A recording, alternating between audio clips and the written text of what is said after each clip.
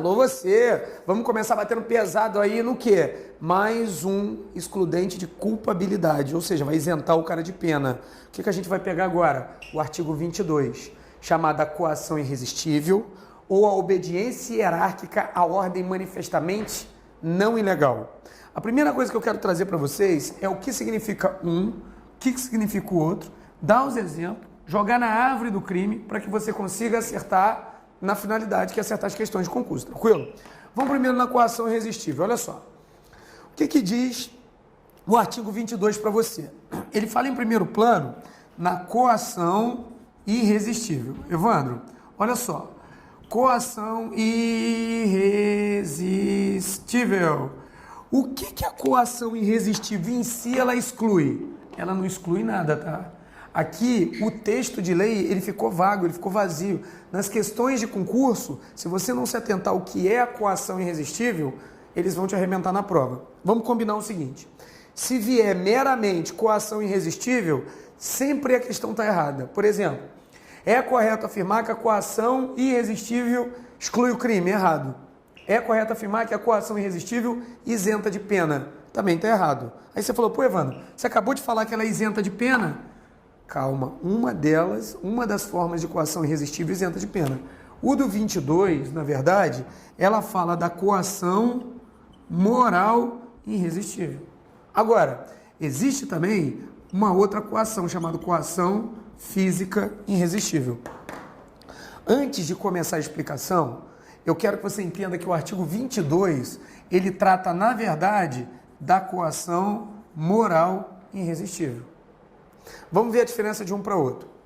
A coação física irresistível, a primeira coisa que ela faz é excluir o fato típico. Pô, legal, Evandro. Se ela exclui o fato típico, eu já aprendi com você, automaticamente ela exclui quem? Ela exclui o crime. Legal. E a coação moral irresistível? A coação moral irresistível, ela exclui a culpabilidade. Ou seja, se ela excluiu a culpabilidade, ela isenta de pena. Legal, ela vai tirar a pena do cara. Então, a primeira diferença que eu quero. Por vezes, você não precisa nem muito ter a técnica de saber aquilo na prática, não. É só você lembrar essas regrinhas. Coação irresistível na prova está sempre errado. A coação, ela tem de duas formas. Coação física irresistível que exclui o crime ou coação moral irresistível que exclui a culpabilidade. Por isso que se fala coação irresistível pura e simplesmente, vai ter que anular a questão. Por exemplo, na prova de agente de Polícia Federal da CESP-UNB de 2012, eles anularam a questão porque dizia a coação irresistível isenta de pena. Eles consideraram como certo na prova porque pegaram o texto de lei. Só que eles esqueceram que a doutrina e a jurisprudência falam que existe duas formas de coação irresistível. A coação moral irresistível no artigo 22 e a coação física irresistível que exclui o quê? Exclui a conduta do agente, beleza? Eu vou dar os exemplos agora. Eu vou dar um exemplo de coação física irresistível. Imagine que alguém pegue, amarre você todo, você fique todo amarradão e duro lá, igual um bonecão do posto. Ele coloca o seu dedo no gatilho, vai, amarra uma linha e o cara fica de longe, puxa a linha e o seu dedo tensiona, dispara a arma e mata alguém. Legal, Evandro. Nesse caso, quem comete o crime? O autor da coação. É o cara que chegou e colocou uma coação física que você não podia resistir. Ou seja, você não tinha conduta. Quem não tem conduta, não tem fato típico. Se não tem fato típico, exclui o crime. Então, coação física irresistível exclui o crime. Coação moral irresistível. Eu vou dar um exemplo da coação moral irresistível. O gerente de banco. Você imagina o gerente de banco que chega em casa, chegou em casa, oi meu bem, como é que tá? Quando ele abre a porta, ele dá de cara com 3 assaltantes. Um com a calibre 12 na cabeça da mulher, o outro com a calibre 12 na cabeça da filha dele e o outro apontando uma arma para ele e fala, olha, ou você vai no banco agora e subtrai todo o dinheiro que tem lá, ou eu vou matar a tua família toda. Opa! O que acontece com o cara? Ele está sob uma coação moral irresistível. Ele vai cometer um fato típico, vai cometer um fato antijurídico, mas ele vai ficar isento de pena. Evandro, eu já entendi. Agora dá para você jogar a árvore do crime ali no cantinho para eu poder entender onde está? Posso. Vamos lá. Olha só o que você aprendeu comigo. A primeira coisa foi o conceito de crime. A gente está usando a corrente finalística tripartida, né? Eu vou dividir o crime em 3 pedaços. Vou dividir o crime em fato típico, eu vou dividir o crime em jurídico e eu vou dividir o crime em culpável. Legal, Evandro. Eu tenho o fato típico de jurídico, que é a mesma coisa que ilicitude, e a culpabilidade. Isso.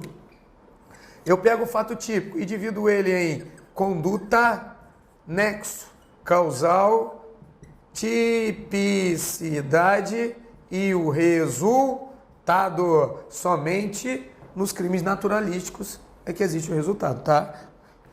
Legal. Eu pego a culpabilidade e eu separo a culpabilidade em imputabilidade penal. Eu separo em potencial consciência da ilicitude.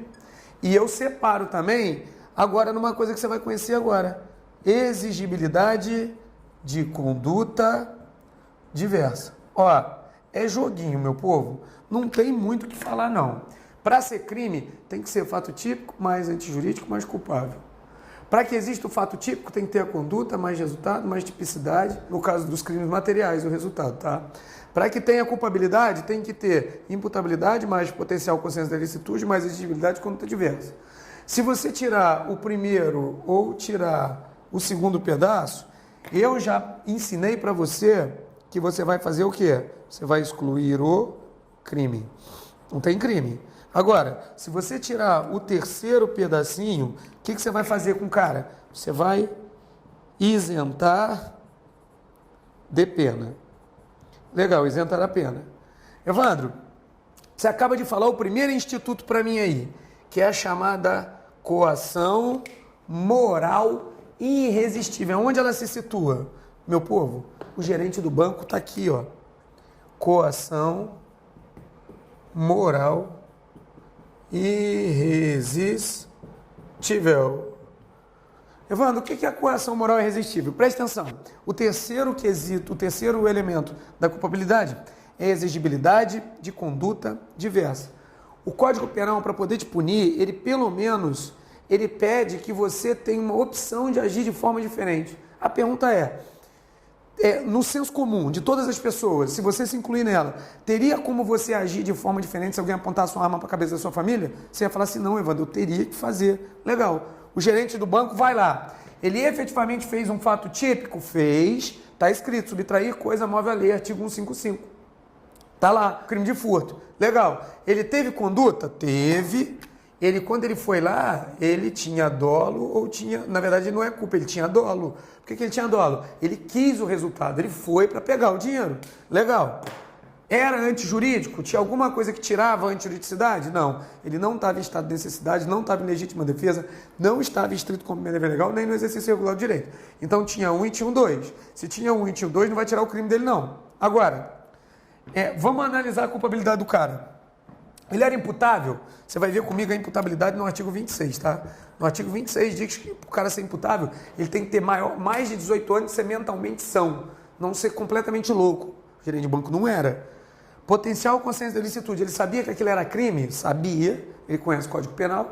Agora, tinha como o Código Penal exigir que ele agisse de forma diferente? Você vai falar assim, não, porque ele estava numa coação moral irresistível que vai tirar a exigibilidade de conduta diversa do quadro aqui, vai tirar a culpabilidade e o gerente de banco vai ficar isento de quê? Isento de pena. Tranquilo? Beleza, Evandro. Eu consegui entender a coação moral irresistível. E a coação física irresistível, onde ela fica? Ó, ela fica aqui em cima, ó. Coação física irresistível. Evandro, por que a coação física irresistível ela fica em cima? Porque naquele exemplo que eu te dei, do cara que estava todo amarrado, ele não tinha dolo, ele não tinha culpa, na verdade, ele não tinha nem conduta, ele estava sendo uma marionete. Então você tira o fato típico, vai ficar excluído o crime.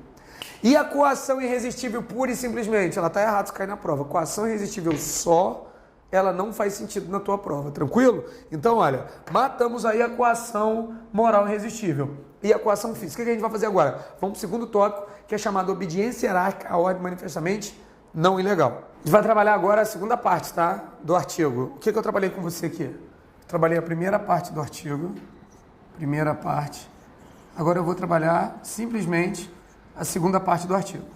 Vamos lá para a segunda parte do artigo, que é bem simples. Olha só o que ele diz. Obediência hierárquica, aí você tem que tomar cuidado. Evandro, por que eu tenho que tomar cuidado? Existem dois tipos de obediência hierárquica. Olha só o nome. Existe a obediência hierárquica à ordem manifestamente ilegal. Evandro, o que é obediência hierárquica à ordem manifestamente ilegal? Cara, isso aqui é a ordem ilegal. Quando a ordem é manifestamente ilegal, é aquela ordem absurda que você não cumpre. Dá um exemplo. Sou delegado de polícia e você é meu subordinado. Bem, a primeira coisa que o texto de lei pede, que haja obrigatoriamente, como é obediência hierárquica, tem que ter um chefe e tem que ter o que na história? Um subordinado. É assim que cai na prova. Legal, Evandro? Então imagina que eu sou delegado de polícia, você é meu agente. Se eu sou delegado, eu sou chefe, você é meu subordinado, então eu estou no primeiro escalãozinho da questão. Chefe e subordinado. Aí eu chego para você e falo assim, fulano, vem cá. Pega aquela calibre 12 lá e dá 2 tiros na cara daquele outro cara que está do outro lado da rua lá, porque ele está comendo minha mulher. Aí o agente vai falar assim, ô chefe, eu não posso cumprir isso, porque essa obediência hierárquica, essa ordem que o senhor está me dando, é uma ordem manifestamente o quê? Ilegal. Ou seja, ordem manifestamente ilegal sai da cabeça do chefe e chega na cabeça do subordinado com ideia de quê? De ilegalidade. O subordinado já sabe que a ordem é ilegal. E se ele cumprir? Os dois vão ficar presos ao mesmo tempo, os dois vão responder. Ordem absurda, ordem ilegal, não se cumpre. Agora, olha que bacana. O texto não fala isso, não. O texto fala obediência hierárquica à ordem manifestamente não ilegal. Evandro, qual é a diferença da ordem manifestamente ilegal para a ordem manifestamente não ilegal? Simples. Eu tenho aqui, novamente, o chefe e eu tenho aqui quem? O subordinado.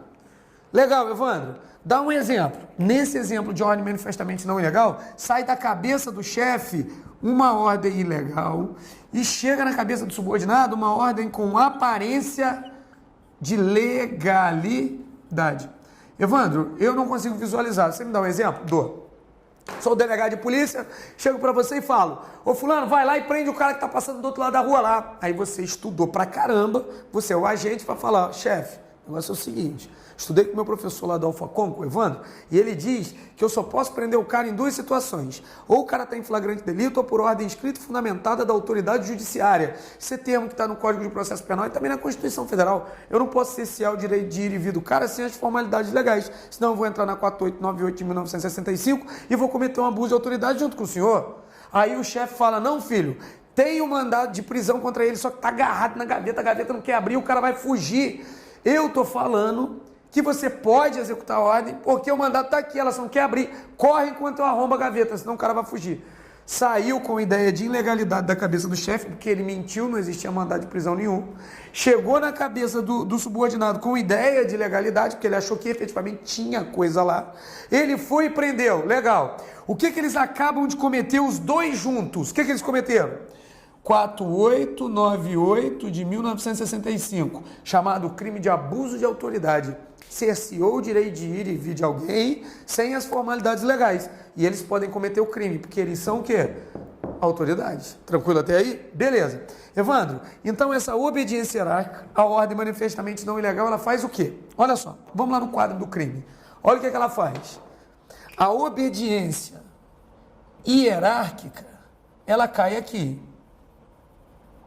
Ela é a segunda forma que tira a exigibilidade de conduta diversa, porque você não pode exigir do cara que o cara haja de forma diferente. Legal, Evandro? Então quer dizer que quando o subordinado foi lá e prendeu, ele cometeu um fato típico? Cometeu antijurídico? Sim, então não exclui o crime. Ele tinha culpabilidade? Calma, ele tinha mais de 18 anos, era mentalmente são. Ele conhecia a lei, ele deu uma aula de lei, só que você não podia exigir que ele agisse de forma diferente. E aí, Evandro, quem responde pelo crime de abuso de autoridade? Só quem deu a ordem legal. Ou seja, o chefe vai responder pelo crime de abuso de autoridade e o agente vai ficar isento de pena pela obediência hierárquica. Agora, eu tenho que te dar um macete para você não errar em prova. E olha, isso aí cai sempre em prova de SESP-UNB, cai muito em provas, inclusive a Fundação Carlos Chagas já veio cobrando assim também, mas a SESP-UNB, ela foi a bandeira que ela tirou todas as dúvidas da cabeça de quem dá aula sobre esse assunto. Foi o quê? Quando cai coação irresistível só, tá sempre errado a questão. Tem que perguntar se ela é física e aí exclui o crime, ou tem que perguntar se é a moral. Aí sim, isenta de pena. Agora, a obediência hierárquica, o certo é falar a questão inteira. Podemos afirmar que a obediência hierárquica à ordem manifestamente não ilegal isenta o cara de pena. Bacana. Mas se na tua prova cair assim, só a obediência hierárquica isenta de pena, você tem que dizer que está certo. Evandro, por que isso? Porque, na verdade, existe até dois tipos de obediência hierárquica, né? A ordem ilegal e a ordem manifestamente não ilegal. Mas a banca diz que se cai obediência hierárquica só essas duas palavras, é a mesma coisa que falar obediência hierárquica, a ordem manifestamente não ilegal. Então, você considera certo. A obediência hierárquica pura e simplesmente isenta de pena. Agora, coação irresistível só não isenta de nada. Tem que vir completo. Coação física e coação moral irresistível. Para a gente sanar qualquer dúvida, o que a gente vai fazer? A gente vai pegar esse artigo 22, que ele é bem importante, ele é cheio de detalhes, e a gente vai entrar agora numa bateriazinha de questões sobre o tema.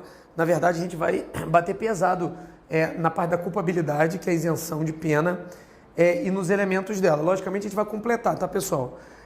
Por exemplo, você já sabe que o potencial consciente da ilicitude, o que retira aqui é o chamado erro de proibição. Se vier erro de proibição pura e simplesmente, tranquilo. Se vier erro de proibição excusável, também isenta de pena. Inexcusável aí não, aí diminui a pena. Agora, exigibilidade de conduta diversa está aqui embaixo. Lembrando da coação moral irresistível está embaixo. Coação física irresistível está em cima, exclui o fato típico, exclui a conduta. Nessa situação, exclui o crime. Lembrando que a obediência hierárquica está aqui.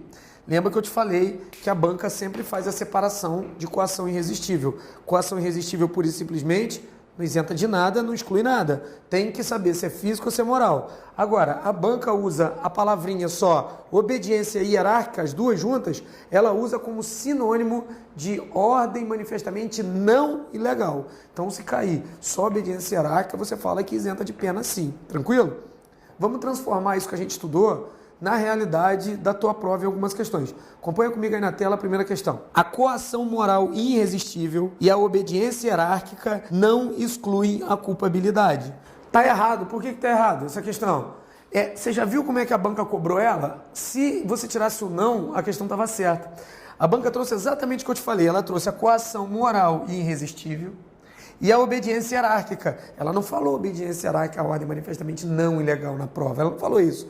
E ela falou que não excluía a culpabilidade. Quando, na verdade, as duas tiram a exigibilidade de conduta diversa, tiram a culpabilidade e isenta o agente de pena. Que, na verdade, já está careca de saber desse troço, né? Então, bacana.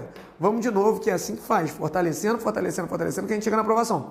Vamos para a próxima questão. Acompanha comigo aí na tela. Caio praticou o crime de homicídio em estrita obediência à ordem manifestamente ilegal de seu superior hierárquico, Roberto. Nessa situação, somente Roberto é punível. Pô, por que essa questão está errada? Ela está errada porque ele colocou ordem manifestamente ilegal. Você viu como é que a banca faz, cara? Porque a gente tem que aprender a fazer concurso. Quando ele quer falar da ordem manifestamente ilegal, ele fala inteira. Quando ele não quer, ele usa só obediência hierárquica, aí é sinônimo de ordem manifestamente não ilegal. Nesse caso, foi o exemplo que eu dei. Ordem ilegal não se cumpre. Ou seja, se você deu uma ordem ilegal, você vai responder pelo crime. Lembrando, só a obediência hierárquica, a ordem manifestamente não ilegal, exclui a culpabilidade que isenta de pena. A ordem manifestamente ilegal não exclui nada, não isenta nada, responde os dois pelo crime. O autor da ordem e também quem cometeu o crime. Tranquilo? Isso aí vai em concurso de agentes, os dois. Porque quem de qualquer forma concorre para o crime do outro tem que responder nas mesmas penas. Beleza? Vamos para a próxima questão. Consoante entendimento do Supremo Tribunal Federal, a excludente da coação moral irresistível pressupõe sempre três pessoas: a agente, a vítima e o coator. Tá certinho, olha só. O que ele quer dizer aqui? Vamos lá. Agente, vítima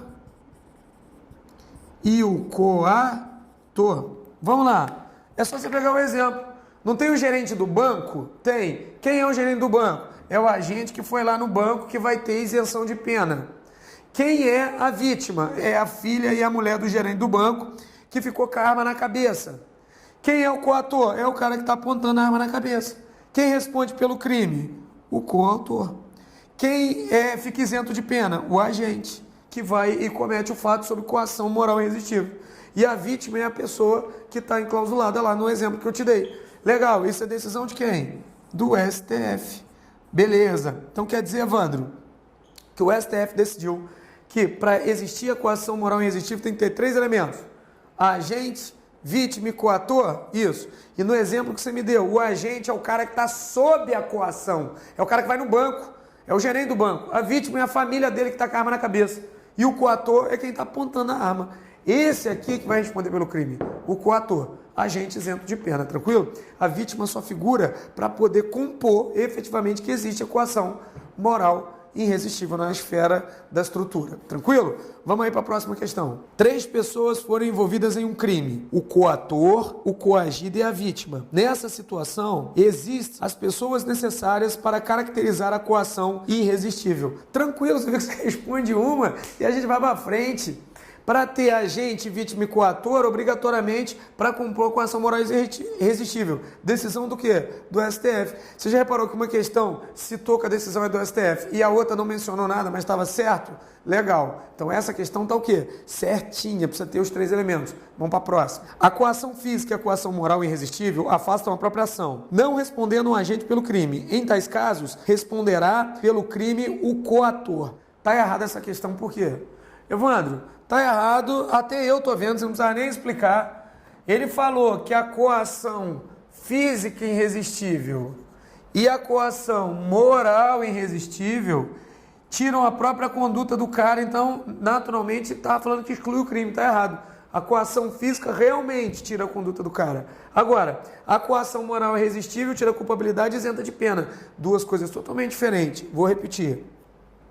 Coação irresistível não exclui, não isenta nada. Coação física irresistível exclui o crime. Coação moral irresistível isenta de pena. E o STF falou que tem 3 elementos para compor a coação moral irresistível: agente, vítima e coautor. Vamos para a próxima questão. A obrigação hierárquica é causa de justificação que exclui ilicitude da conduta de agente público. Agora ela te pegou, né? Você já reparou que a questão, ela estava falando que a obediência hierárquica excluiu o quê? A ilicitude. A ilicitude é sinônimo de antijuridicidade. Só tem 4 coisas que excluem o segundo elemento, que você vai ver em outro momento, que é o quê? É o estado de necessidade, a legítima defesa, o estrito cumprimento do dever legal e o exercício regular de um direito. São os 4 elementos que obrigatoriamente tiram o quê? O fato antijurídico é a ilicitude. A obediência hierárquica não tira a ilicitude. A obediência hierárquica, ela tira o quê? A culpabilidade. E a questão foi linda. Falou, obediência hierárquica, a ordem manifestamente não ilegal. Só errou porque ela tirou o segundo elemento e não o terceiro. Tá muito fácil as questões agora, né? É isso mesmo. É joguinho de cartas. Tem que olhar o mapinha, olhar a questão e tomar cuidado para não cair nos elementos. Fato típico, antijurídico, ilicitude e culpabilidade. Tranquilo? Vamos para a próxima questão. São elementos da culpabilidade para a concepção finalística a imputabilidade, a potencial consciência da ilicitude sobre a ilicitude do fato e a exigibilidade de conduta diversa. Certinha a questão. Lembra que eu te falei que isso aqui nada mais é do que o conceito finalístico? É isso mesmo. Só que eu dividi ele em quê? Em 3. Então, ele é tripartido. Legal. Para que seja o conceito finalístico da ação, obrigatoriamente, ele pega a culpabilidade e divide em imputabilidade, potencial consciência de ilicitude e exigibilidade de conduta diversa. A questão estava aqui no quadro, olha ela aqui, ó, tá certinho. Lembrando que eu estou dando um conceito finalístico tripartido, onde eu trabalho o crime como fato típico, antijurídico, mais culpável. Isso aí é a corrente majoritária. Mas existe a minoritária, que é finalístico bipartido, que aí é só conceito. O crime é fato típico antijurídico e a culpabilidade é mero pressuposto da pena. Tranquilo? A gente não vai se perder. Meu povo, olha só. Arrebentamos aí fizemos um pouco mais de questões, porque esse tópico aí sempre arrebenta o candidato. Ele passa correndo na coação irresistível, ele se confunde, porque a coação irresistível se só não exclui nada, tem que saber se é físico ou se é moral. A obediência hierárquica, a banca já usa ela como sinônimo da obediência hierárquica à ordem manifestamente não ilegal, é sinônimo. Se ela quiser falar que a ordem é manifestamente ilegal, ela vai trazer exposto nas questões. Então isso faz parte do nosso show. Evandro, como é que eu faço para fortalecer isso aqui? Escadinha do sucesso. Turma regular, exercício, simulado. Desse tema, meu povo, do artigo 22, você já arrebentou a boca do balão. Inclusive o conceito de crime a gente já vai ampliando, né? Conceito, olha como é que funciona o estudo. Do artigo 22 você já matou a turma regular. Te aconselho a assistir essa aula quantas vezes você puder, 15, 20 vezes, até você não errar mais. Para você avançar na escadinha do sucesso, tem que fazer muito mais exercício do que a gente fez. E, logicamente, medir a pressão aonde? Nos simulados. Então, olha, fica com Deus, um forte abraço. Tenho certeza que a gente vai estar junto em muitas oportunidades. É a quantidade de esforço de hoje que vai determinar seu sucesso amanhã. E aqui eu copio o presidente americano, amigo. Quando o Japão atacou Pearl Harbor, ele chegou para os pilotos americanos e falou o seguinte: vocês vão ter que decolar de um porta-aviões. Os pilotos falaram assim: é impossível decolar de um porta-avião. Ele falou assim: impossível não é a palavra certa. A palavra certa é acreditar na beleza dos seus sonhos, trabalhar para fazer ele se efetivar. Tranquilo? Fica com Deus, um forte abraço para quem me conhece. Alô você!